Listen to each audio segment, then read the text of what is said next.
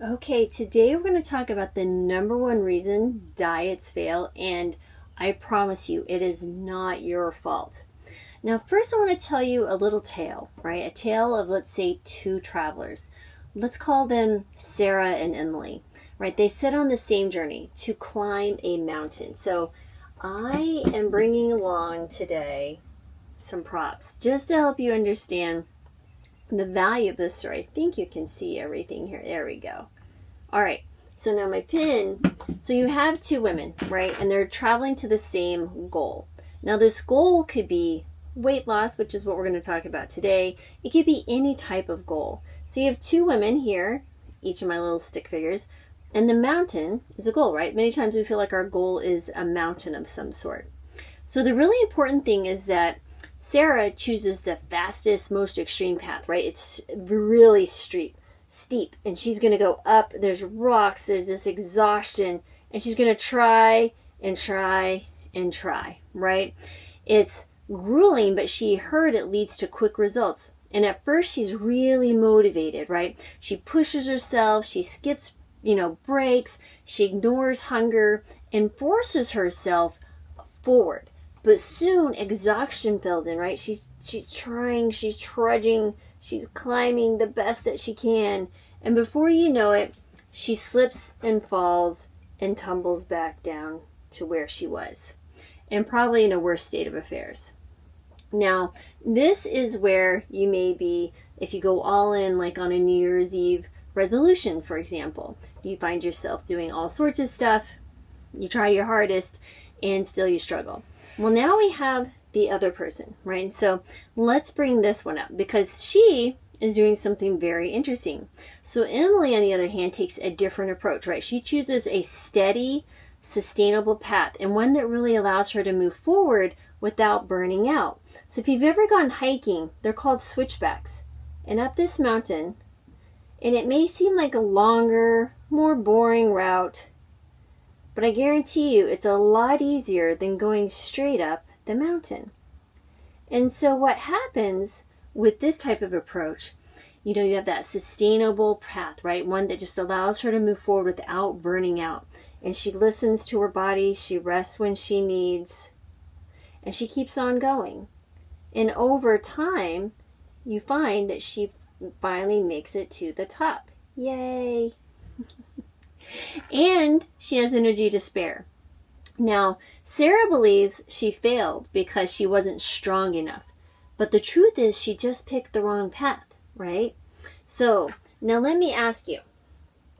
Have you ever, started a diet, for example, with excitement, only to fall off a few weeks later? Have you ever blamed yourself for not having enough willpower? Have you ever thought, maybe I just don't have what it takes? So if so, I want you to hear this really loud and clear. It is not your fault. Now, diets tell you that if you just try harder, right, push through the cravings, control yourself, you'll absolutely succeed. But let's go back to the two travelers. Now, Sarah didn't fall or fail because she wasn't strong enough. She failed because she chose a path that wasn't built for long-term success. Now, diets do the same thing. They ask you to force change overnight, to fight against deeply ingrained habits, emotional triggers, and subconscious patterns that have been with you for years. Now, the fact is, up to 43% of your daily actions are habits, things you do automatically without even thinking. This includes what, when, and how you eat.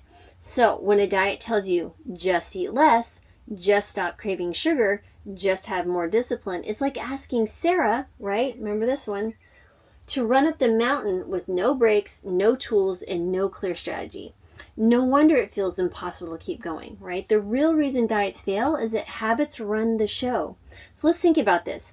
Do you consciously decide to crave sweets when you're stressed? No. Do you choose to overeat when you're bored or emotional? Does that sound familiar? Do you deliberately snack mindlessly while watching TV? No, none of us actually choose those things. Of course not. These behaviors are what we call automatic habits, right? These are wired into your brain for years of repetition. And this is where diets fail you. Now, they focus again on that short-term restriction instead of the long-term habit change.